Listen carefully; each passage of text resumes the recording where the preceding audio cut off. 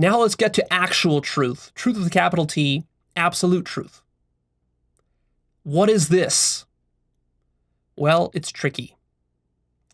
And the best way to show it to you is not by talking, but through a little exercise. So take out your hand. Do this with me right now. Take out your hand. Put it in front of your face about a foot or two away. Focus your eyes on it and look at it. And just become conscious of the fact that there's a hand here or some kind of object that you're looking at. And I want you to really train your consciousness on the fact that this hand exists right now. It's real. This is real. This is as real gets. You're experiencing it right now. That is absolute truth. Now, widen your gaze and look around the room that you're sitting in. Look around. See what's here. Look up and down and side to side. Actually do this with me. And just become conscious right now. Get out of your mind and just become conscious that reality is happening right here. This is reality. This is as real as reality gets. It can't get any realer than this. Be conscious of it, of the entire room. Be conscious of the entire room. That's absolute truth. But of course you wonder, well, Leo, so what? This is not a big deal. Who cares? I already knew that. No, you didn't. And you still don't. You still don't. I'm trying to point you to what it is, but that doesn't mean you're conscious of what it is. I'm just pointing you to it. We got more to talk about here, so stay patient with me here. This is leading somewhere. So, what humans conventionally call experience, our most intimate personal experience, is absolute truth, except with a very deceptive wrinkle, which is that experience, what we traditionally call experience, is not what you think it is. It's something else. And that's what I need to explain to you here. But before I do that, though, what I'm saying is that everything that happens to you, everything that you experience, is absolute truth. In other words, if something is happening to you, it must be the truth.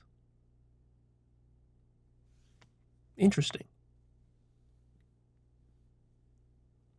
Leo, why do you call it the truth and not just experience then? And Leo, how can you trust experience? How do you know it's the truth? These are all very good questions that we're going to answer as we keep going here. But let me tell you this. Truth is simply that which is the case.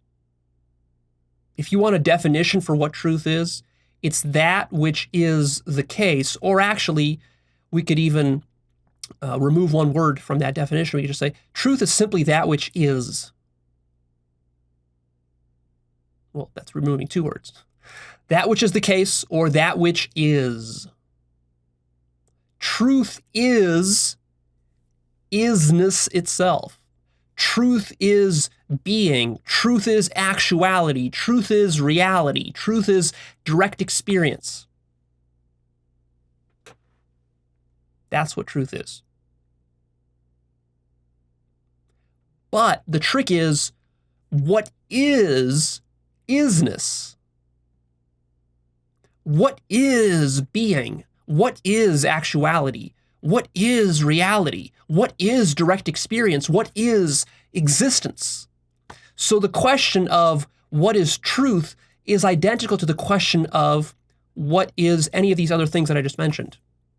What is existence? What is reality? What is isness? Have you ever wondered what is ising? What does it mean to is? Now you might think, well, Leo, this is just a silly word game. Nobody knows how to answer this. It's just, you can't really define what isness is. But have you thought about what that means? This is a very profound direction that we're going in that people usually don't go in. They usually don't question reality this deeply. And it's tricky. How do you answer the question of what is isness? It might seem like that's impossible to answer that. And yet what I'm telling you is that it is possible. And I'm telling you that right now, you haven't answered it. You don't understand what isness is, which is why I need to have this conversation. And which is why this conversation is not just mental masturbation, but it's actually practical. It'll actually lead you somewhere. I'm not wasting your time here, believe me, on that front. I wouldn't be doing this if this was just all a word game. And you might want to go into the dictionary and check what does the dictionary say isness is. Look up is in the dictionary. What will they tell you? You'll immediately find there's going to be a problem there. How do you define isness? It seems like isness is something so fundamental,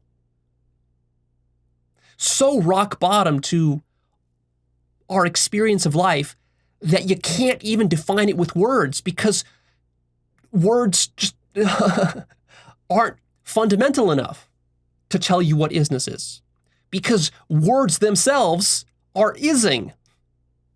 So any words that you use to explain what isness is, they have to is.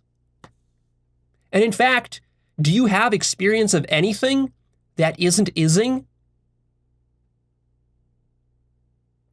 Some food for thought for you.